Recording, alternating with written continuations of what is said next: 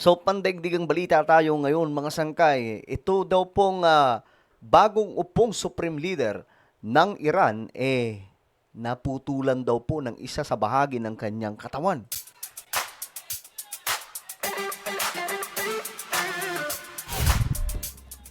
Magandang oras po sa lahat ng mga nanonood ngayon, especially yung mga solid sangkay. Ito pag-uusapan po natin ngayon ang isa sa mga matunog na usapin sa mga pandaigdigang balita. Patungkol po ito mga sangkay sa opisyal na mataas ng Iran, no? Ito pong anak ng naunang Supreme Leader na pinatumba din po ng Israel at US. Kasi may balita mga sangkay, nanilusob daw po yung kinalaglagyan ng taong ito. At ngayon ang taong ito mga sangkay, itong Supreme Leader daw po ng Iran, wala na po sa Iran. Nasa Russia na daw po. At mayroon pong trauma. At mukhang malabo na po mga sangkay na makapag-lead pa sa kanyang mga sundalo. Hindi naman po sa kanyang mga kababayan, kundi mga sundalo lang mga sangkay. Yun po yung kanyang nililid, no? Mukhang malabo mga sangkay dahil may trauma daw po at naputulan ng isa pong bahagi ng kanyang katawan. Anyway, bago tayo mag-umpisa sa mga hindi pa po dyan nakakapag-subscribe, makikita nyo po yung subscribe button sa baba ng video na to. I-click nyo lamang po yung subscribe, i-click ang bell, at i-click nyo po yung all. Sa mga nanonood naman po sa Facebook, i-follow nyo po yung ating Facebook page. Okay, ito nga po yung balita mga sangkay. Marami pong update ngayon, no? Ito nga po, isa sa mga pinatumba na eliminate sa Iran. Ito, breaking, Israel eliminated. Ito pong commander at ang deputy with other senior regime official according to reports. Ayan na mga sangkay. Ang maganda dito sa mga pag-atake mga sangkay ng Israel at itong Amerika, hindi po yung target yung mga hindi kasama sa digmaan. You know, civilian, mga sangkay, 'di ba? Hindi po silang nadadali. Kundi itong mga matataas na opisyal, mga sundalo, mga high-ranking official po ito ng Iran. Ayan, no? Israel eliminated. Ito pong commander po nila na si Ghulam Reza Soleimani. Kasama po ang kanyang senior regime officials. Ngayon, ito pa mga sangkay ang balita.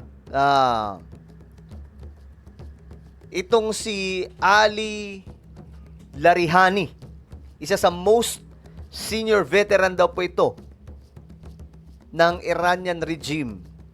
Malapit daw po ito kay Ali Khamenei, yung nauna po mga sangkay na pinatumba. Sinasabing kanang kamay, no? Eliminated. Secretary of Supreme National Security Council po ito ng Iran. So, humihina mga sangkay, no? Paubusil ng paubos. Ngayon, ganito na po kadami mga sangkay yung mga matataas na opisyal ang napapatumba. Dami na, no? Mga sangkayan po. Secretary of Supreme Council, ito kasama syempre yung Supreme Leader. At yung bagong umpong Supreme Leader, may trauma daw po, mukhang malabo po makapag-operate ngayon. Defense Council, Commander of, lahat na siguro ng mga matataas na opisyal ito, kakaunti na lamang po yung natitira. Ngayon, ang balita, nakaraang araw, ito po, yung isa sa mga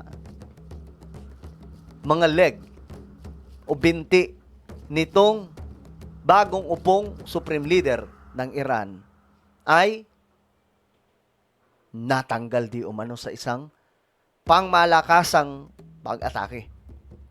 At isinugod daw po sa Russia ng pasikreto mga sangkay. Hindi po natin alam kung paano nakatakas.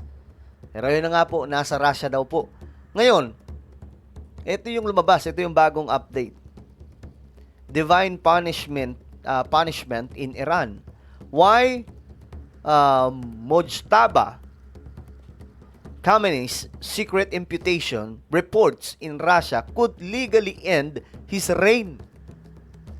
So, sabi dito, with international intelligence leaking that Khamenei allegedly nag-suffer na po or maluba pong tinamaan mga sangkay na isang severe internal trauma. And the imputation of at least one leg before being evacuated to Russia. So, ang Islamic Republic daw po ngayon mga sangkay ay humaharap sa isang matinding krisis.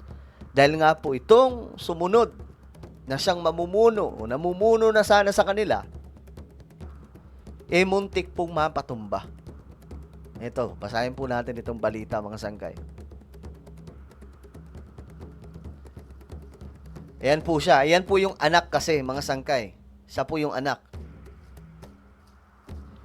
The regime, sabi po dito, the regime can no longer hide. Hindi na daw po nila maitatago na ang kanilang leader ay tinamaan nga daw po mga sangkay.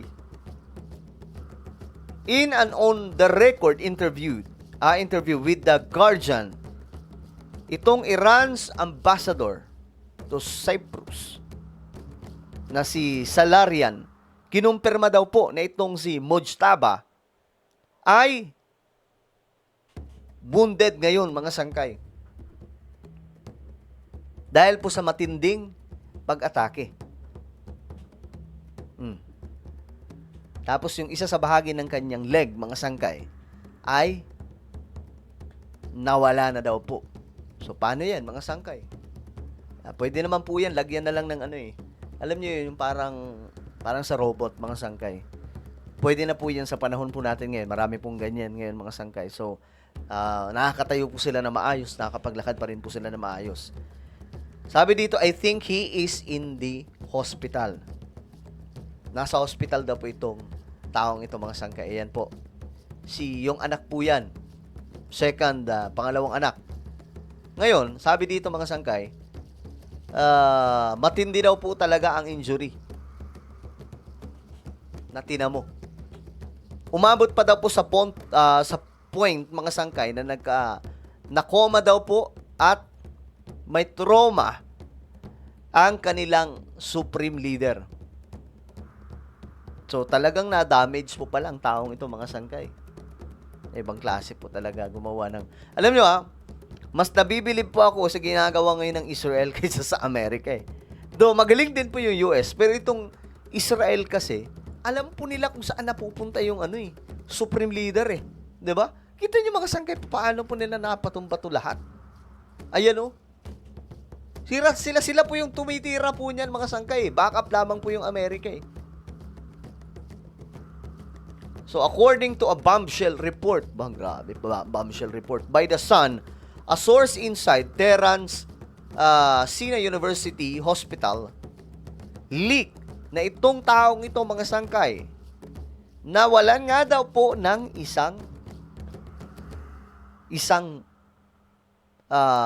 leg at nagsuffer po ng serious stomach or liver damage. So, crucial pala itong delikadong sitwasyon ngayon, mga sangkay, ng bagong upong supreme leader nila. So, ngayon, ano nang mangyayari? Ito na, the administrative capability. An imputation alone does not legally disqualify a supreme leader. Ali Khamenei famously ruled with a paralyzed arm. Mga sangkay. So, ang tanong dito, kaya pa rin ba niyang mag-lead? Ano to? Digmaan to, mga sangkay. Matindi yung kalaban po nila. 'Di ba? Paano niya mga sangkay, paano po niya i-gather yung kanyang mga sundalo ngayon na patuloy po na nauubos, mga sangkay, at mukhang susurrender na lamang sa Amerika at Israel anumang oras mula ngayon, mga sangkay. So ngayon,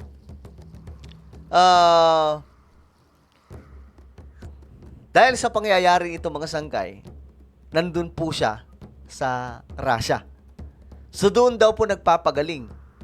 At pag umabot pa sa punto na masama ang kalagyan nito, mga sangkay, baka umabot po sa punto na hindi na po pabalikin ng Russia daw itong taong ito sa Iran. Magtropa po si ano, 'di ba? Magtropa po mga sangkay si Donald Trump at saka si Putin.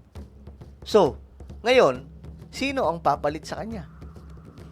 'Di ba? Sino ang papalit sa kanya? Siya po yung pinaka-commander-in-chief dito eh.